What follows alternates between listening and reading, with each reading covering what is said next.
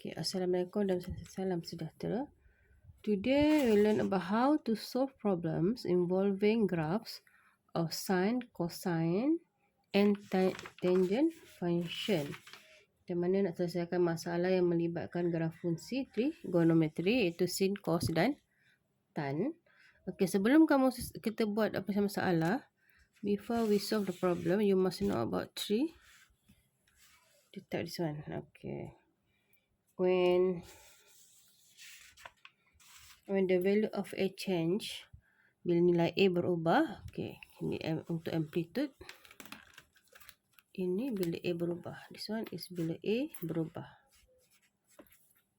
And the value of A changes. This one, period of function ataupun tempoh fungsi bila the value of B change. This one is C bila the value of C change. Ya.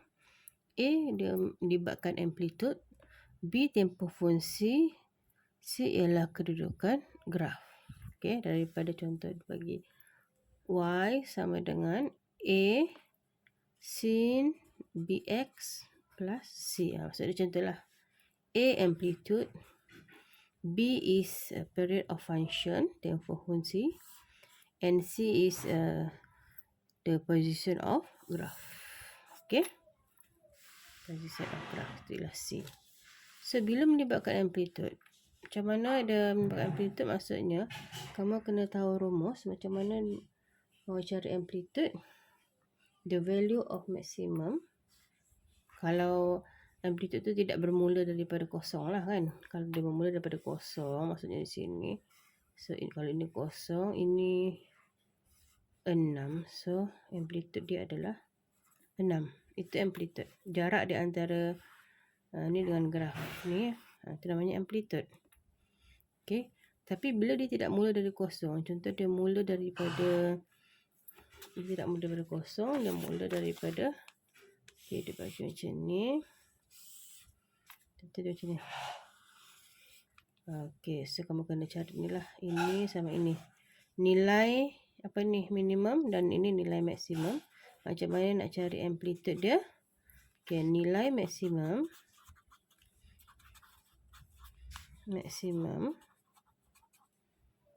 tolak dengan nilai minimum.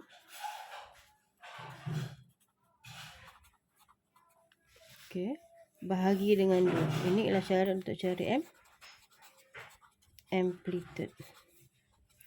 Okey, amplitude. Nilai maksimum tolak nilai minimum bahagi dengan 2, kamu akan dapat amplitude. Okey, untuk tempoh fungsi pula kamu kena tahu, kalau bagi cos dengan sin 360 darjah bahagi B dapat tempoh fungsi. Ini untuk sin dan cos. Tapi kalau untuk tan 180 darjah bahagi B dapat tempoh fungsi. Okey. Untuk cari C pula, C ialah kedudukan graf itu. Macam mana nak cari C? Jika graf tu tidak berubah, dia macam ni saja. Maksudnya C tu tidak berubah lah kan. Tapi bila graf tu jadi macam ni, contohnya macam tadi mula tadi, begitu. Okey, macam mana mau cari C dia? Macam C kamu sama juga, kamu tengok nilai maksimum. Ini untuk cari C ya. C sama dengan nilai maksimum tambah nilai minimum. The value of maximum plus with value of minimum and then you divide by 2. Okay, itu untuk cari C. Nilai minimum yang ini minimum. Ini maksimum. Yang ini minimum. So maximum plus minimum and then you divide by 2, you get C. Okay, itu rumus yang kamu dah tahu sebelum kamu buat soalan penyelesaian masalah. Okay, we look at example 11. The graph shows a complete respiratory cycle. The cycle consists of the process of inhalation and exhalation. Okay, page 190. Tengok. Itu menunjukkan satu kitaran pernafasan yang lengkap. Kitaran ini terdiri daripada proses menarik nafas dan menghembuskan nafas. dan kitaran itu berlaku setiap 5 saat. Hal laju aliran udara adalah positif apabila kita menarik nafas dan negatif apabila kita menghembuskan nafas. Hal laju ini diukur dalam liter per saat. Okay. The question, if y represents the velocity of a flow after a second, state a function in the form of y equal to a sin bx plus c, which models the airflow is normal respiratory cycle shown as the graph above. So dia suruh kamu buat graf dalam bentuk y sama dengan a sin bx tambah c. Bila kita tengok graf tu, kita tahu kan itu ialah graf untuk sin. Bila graf untuk sin, y sama dengan, tulisin dulu. First you write down the function bx plus c. Okay, sebab ini adalah graf sin. So tulis yang graf sin dulu. So yang kamu kena cari apa? Amplitude, period, tempoh masa and position. Kedudukan dia kan, A, B and C. Okay, bila tengok di sini dalam graf ni, apakah amplitude dia? Macam mana nak cari amplitude? Senang saja kalau ni, kalau sebab dia mula dari kosong kan. So amplitude adalah yang ini. Ini pun boleh kira sebagai amplitude sebab amplitude adalah sama. Okay, so amplitude sama dengan 0.6. Okay, kita dapat sudah A 0.6. Lepas tu dia punya tempoh masa dia B. Tempoh masa dia bagi 5 saat, 5 second. So macam mana nak buat tu? Kita tahu kan 360 darjah divide by B equal to 5. So how to find B? B equal to 360 divided by 5 and then you get B equal to 72. Okay, dapat sudah A, dapat sudah B. Then we find C. Macam mana nak cari C? C is dia punya position kan. So there is no movement of going up or down the x-axis. Therefore C equal to 0. Okay. Sebab tak ada pergerakan turun atau naik daripada part CX tu, maka C dia adalah kosong. Okay. Jadi tiada C kosong. Kalau C kosong tempat tulislah C equal to 0. Jadi macam mana nak tulis dia punya function? Mengguna ini Y sama dengan A, kita dapat 0.6 sin 72x. Okay. Betul. Jawapan dia. Okay. Okay, question B. What is the velocity of a flow in liters per second when the time is 7 seconds? Berapakah hal laju aliran udara dalam liter per saat apabila masa ialah 7 saat? Masa tu ialah apa? X kan? X tu ialah tempoh masa tu. So, dia beri B. Kalau kita cari B, dia bagi X ialah 7. Masa dia 7. So, kamu gantikan sahaja Y sama dengan 0.6 sin 72 multiply with 7. Okay. And then you get Y equal to 0.35. Therefore, the airflow velocity is 0.35 liter per second when the time is 7 seconds. Okay, you write down the conclusion. Okay. That's all. Okay, look at the page 191. Skill practice 9.26. 9.2C. Question number 1. The graph on the right shows the depth of water recorded in a dockyard. Okay. Graf ni menunjukkan apa? Menunjukkan kedalaman air yang direkodkan dalam satu limbungan. Limbungan kapal. Bukan limbungan Kaabah. Limbungan kapal. Okay, if Y represent the depths of water, Y ialah mewakili kedalaman air dalam kaki, and X represent the number of hours after midnight, dan X pula mewakili bilangan jam selepas tengah malam. Okay, dia bilang use the function in the form of Y equal to A cos Bx plus C to model the depths of water shown as the graph. Okay, gunakan fungsi Y sama dengan A cos bx tambah c untuk memodelkan kedalaman air yang ditunjukkan seperti graf tersebut. Maksudnya kita tahu ini ialah graf cos. Okey, cos, tulis dulu dia punya graf. Macam mana? Cos y equal to a cos bx plus c. Sama saja kan? Okey, sama saja. So, kita nak cari a dulu. Nak cari amplitude dulu. Macam mana nak cari amplitude? Tengok dia punya apa tu? Sini. Dia punya graf tu kan. Okey, yang pertama kita cari dulu dia punya amplitude. How to find an amplitude? Di sini kan. Okey, ini dia punya amplitude. Kalau tengok sini pun tahu juga ini. Cuma kalau kamu, dia boleh juga guna, kalau kau tengok dari sini pun kamu boleh tengok 9 tolak 6 sama dengan 3. A dia kan. Ataupun boleh gunakan rumus.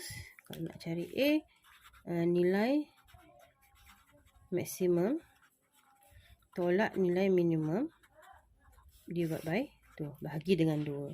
So, kamu dapat nilai maksimum ialah berapa? 12 kan. Ni nilai maksimum 12.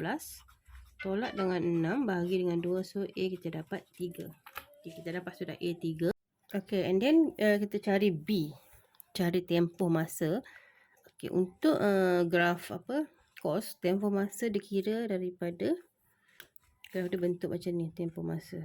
Okay, dari sini pergi sini. Okay. Kalau sin, ingat lagi, sin dia macam ni. Kalau sin, tempoh masa dia gini. Ni satu tempoh masa, sin. Kalau cos, tempoh masa macam ni. Okay, tempoh masa dia ni berapa. Okay, itu untuk cos. Okay, untuk cos, tempoh masa dia maksudnya daripada mana ke mana. Daripada, kita divide lah kat sini. Ini tempoh dia. Berapa ni? 12 kan. Jadi macam mana nak cari B? So, nak cari B, kita tahu 360 darjah bahagi dengan B dapat 12. Okay. So, B sama dengan 360 darjah bahagi 12. Kamu akan dapat B sama dengan 30. Okay. Lepas cari B, cari C. Macam mana nak cari C? C dia berapa? Okay. Kan cari C pula. Okay. Macam mana nak cari C? C sama dengan nilai maksimum tambah nilai minimum. Kalau C tambah bahagi dengan 2. Okay, nilai maksimum dia 12 tambah 6 bahagi 2. So, kamu akan dapat C berapa? 9 kan. Tambah 6, 18 bagi 2, 9. So, C 9. Lepas tu, tulislah dalam bentuk function. Jadi, macam mana nak tulis? Y sama dengan, oleh itu Y sama dengan A kita 3. 3 apa? 3 cos. B kita 30 per X tambah dengan 9. Okey, dah siap. Ini ada kita punya apa ni? Kita punya graph function. Okey, question B. At what time will the water be the deepest? Jam ke berapakah kedudukan air paling dalam? Jam ke berapa kedudukan air paling dalam? Jam ke number of hour after midnight. Okay, jam ke berapa yang air paling dalam ialah 0, 12 dan 24 kan. 0 paling dalam dulu ni, maksimum ni. Sebab kedalaman air makin di atas makin di dalam. Jadi 0 ini 12 dan 24. Itu soalan. Itu jawapan untuk soalan B. Okay, question number 2. The diagram on the right shows the view from the top of a lighthouse and the coast. Okay, pandangan atas sebuah rumah api. The beacon of the lighthouse sends out the light ray as shown in the diagram. When the beacon rotates, the light ray moves along the course of the angle of X. Okay, apabila lampu isyarat berputar, sinar cahaya bergerak di sepanjang pantai pada sudut X. Write the function for the distance S. Tulis satu fungsi bagi S. Okay, ni macam kita belajar sin costan lah. Dia dah bagi kat sini X. Sini X kan. X 90 darjah. So, dia bagi yang bertentangan dengan yang bersebelahan. Apakah rumus yang bertentangan dengan bersebelahan? Ya. Itu ialah tan. So, tan X sama dengan equal to S bahagi 500. So, kita dapatlah S sama dengan, pindahkan tu 500 tan X. Inilah fungsi dia.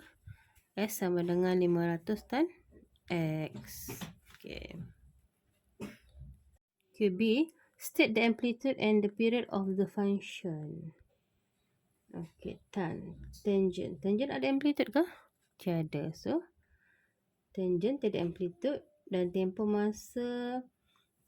bagi fungsi adalah berapa darjah? 180 darjah. Itu saja. Okay. Okay, look at the question number 3. The graph on the right depicts the water level recorded at the pot. It is given that y represent the water level in m and x represent time in hours. State the trigonometric function of the graph in the form of y equal to a 6bx plus c. Okay, senang saja ni. Dah nampak ni. Kamu kena pastikan dulu ini graf ni untuk apa ni. Ini sin ke, cos ke, tan. Bila kita tengok begini, dia pun ada beritahu. Dia pun ada beritahu daripada soalan. Ini adalah graf y sama dengan a sin bx plus c. Apa-apa hal. Ini dulu kita tulis sebab kita mau cari a, kita mau cari b, kita mau cari c. Baru kita boleh tulis kembali ke dalam bentuk y sama dengan sin bx tambah c. So, a ialah amplitude. Macam mana mau cari amplitude tadi? Ingat lagi? Nilai maksimum tolak dengan nilai minimum. Mana nilai maksimum berapa? 4.0 kan? 4.0 tolak dengan 1.8 bahagi dengan 2. So, dapat A 1.1. Okay. Lepas tu cari lagi B. B nak cari tempoh masa B, kita tengok. Tempoh masa yang digunakan itu ialah sampai satu tempoh masa yang lengkap ialah 24. Nah, tentu digunakan. So, 360 darjah bahagi dengan 24, kamu akan dapat B equal to 15. Okay. Lepas tu cari C. Macam mana nak cari C tadi? Yang maksimum tambah dengan minimum bahagi dengan 2. Dapatlah C tu 2.9. Dah dapat A, dah dapat B, dapat C. Just write down in the function y sama dengan A ialah 1.1 sin B ialah 15x plus dengan 2.9. Okay. Dah siap. Simple saja kan?